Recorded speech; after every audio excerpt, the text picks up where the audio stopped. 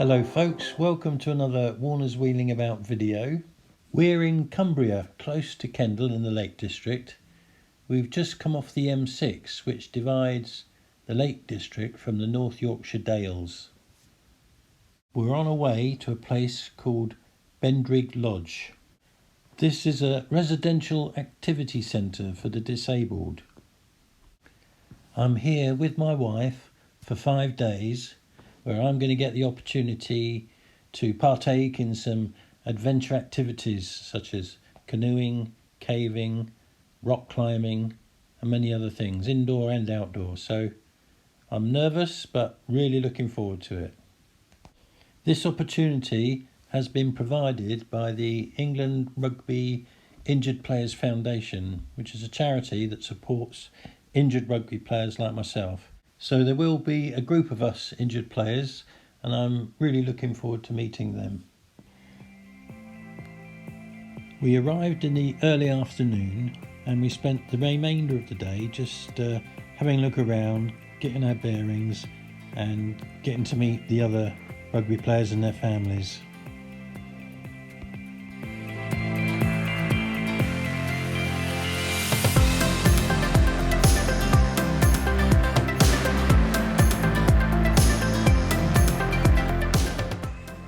It's day 2 and we're off on our first adventure, which is caving somewhere in the Lake District. All sounds a bit scary to me.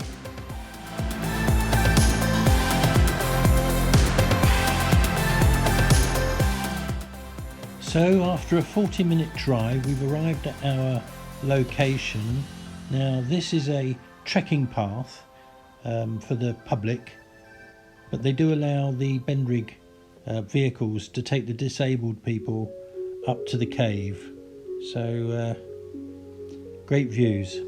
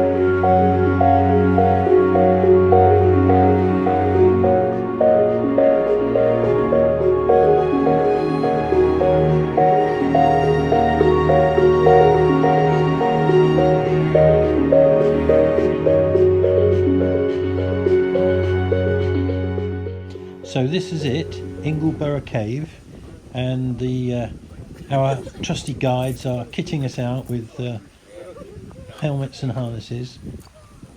Great, so this is our show cave, this kind of escarpment here. The journey in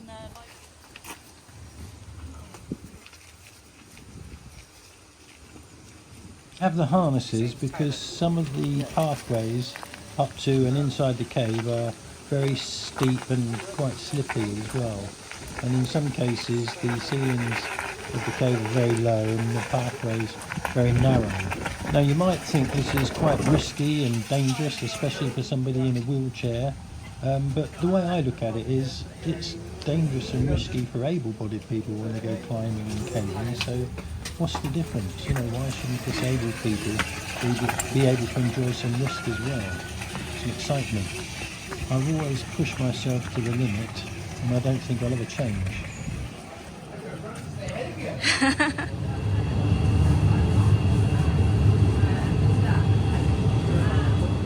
fairly straightforward. So this is the quarter-belling cave we're going to go into, which is into the limestone caves. And about 250-300 million years ago, Yorkshire used to be down towards the equator and it was hot, warm, tropical.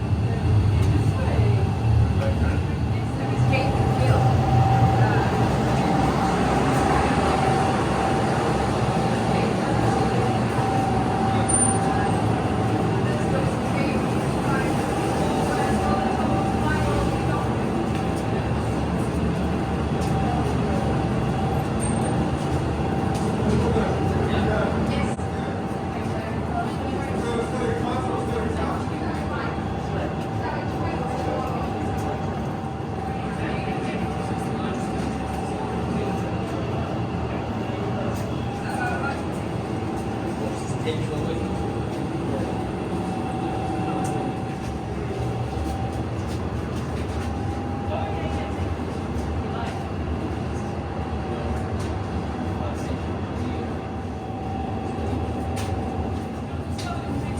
times, and then they decided it was so impressive, it was about the height of the cave, and you'll see, you can kind of see the size where it's been dug out and blown out, and then you can kind of see natural formations that are much smaller.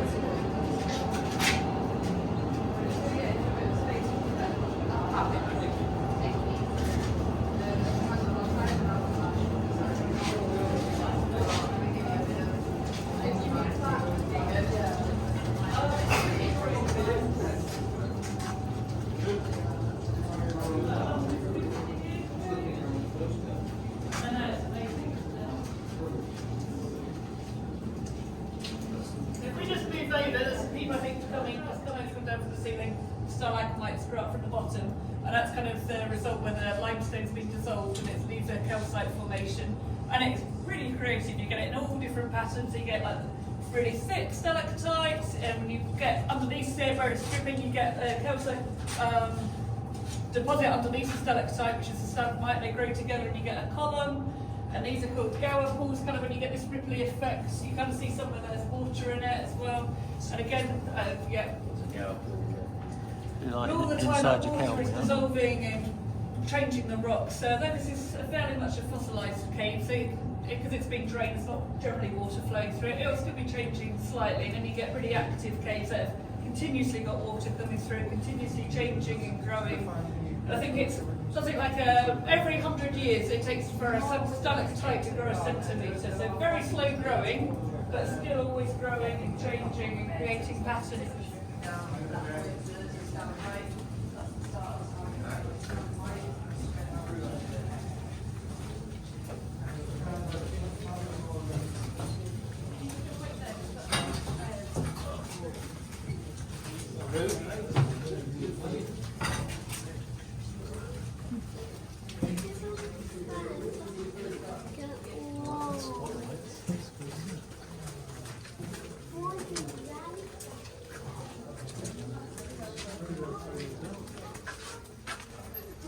You can kind of see how the water's flowed over and left this. Yeah, look up ahead. So that kind of prickly bit up ahead, that's where the water was held back. It's kind of where it was coming for and stuff down now. But... Right. Would you like a hand on this hill? I think so, yeah. Yeah. I think push me top. You want me to take the ropes and put it full, or are you happy? This is the original jammer, so we have to go back. Oh, right. That's really really cool.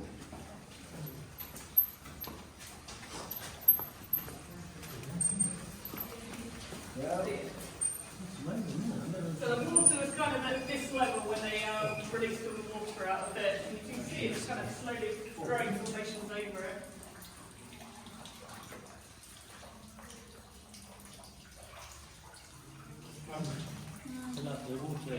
If you keep your torch on as a photographer and get everybody else to turn their torches off. It's a really one position because someone else will be formation. Yeah.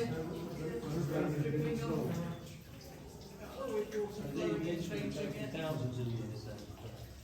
Yeah, or not. So sometimes, especially in this area, when you look up at the ceiling, you get something called a straw, and it doesn't sound. It's parallel sides of rock and completely hollow inside. So if you snap one off, you can drink through it. Obviously, we're not going to do Really? that. But they still don't really know how they're formed and why the rock's kind of formed in a solid layer on the outside and not in the middle. So yeah, there's a couple around here.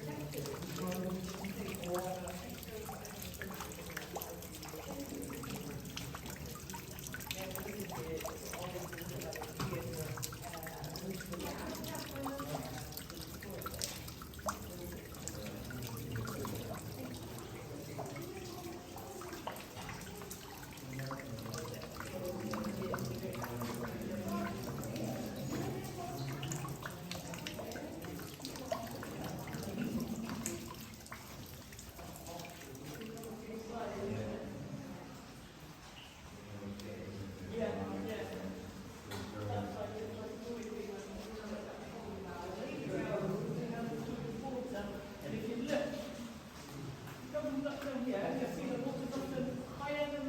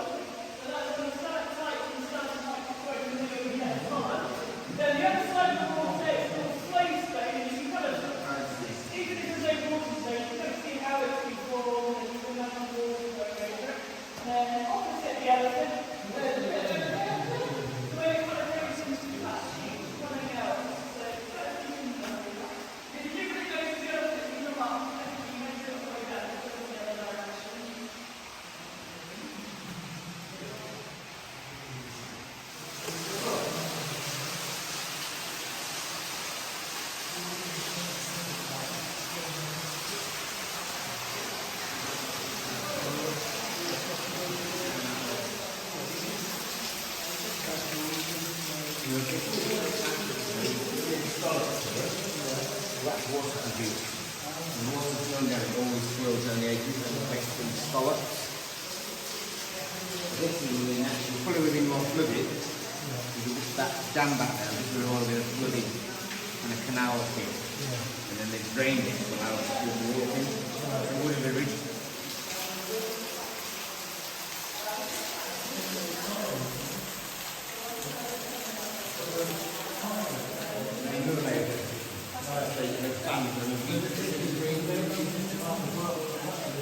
Well, it's possibly just a period. In between, you see what's happening.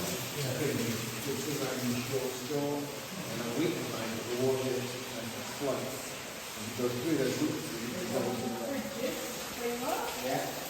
Perfect. England is set up to Scotland.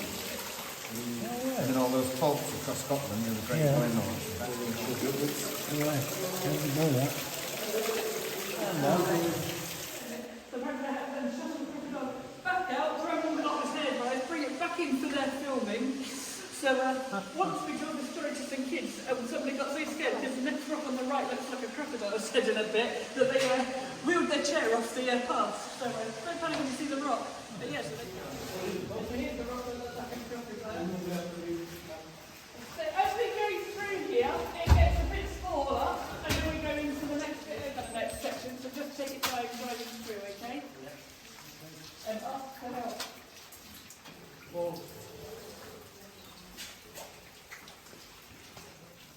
We're down crabby, crabby sometime, and climbing.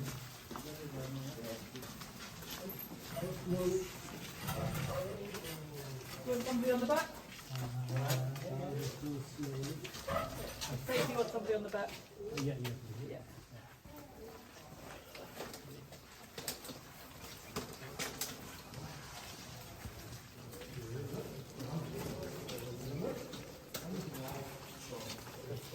Yeah, happy? That's the hardest bit there.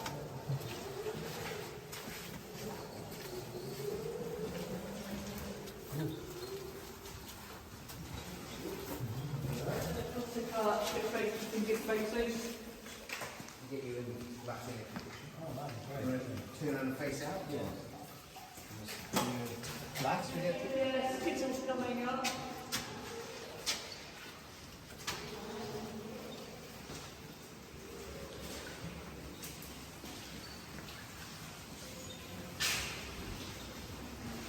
I know the poor horse that's been set in stone.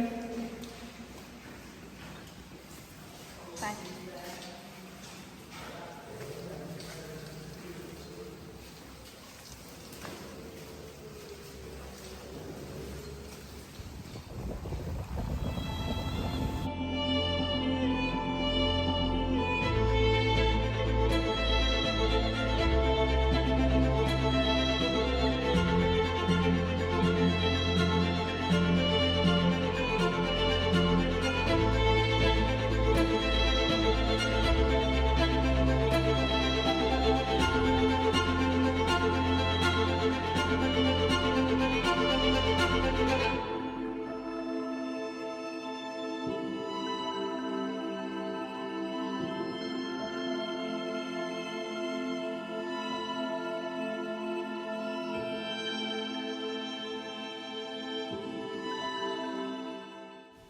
Well, that was an absolutely fascinating tour into the cave.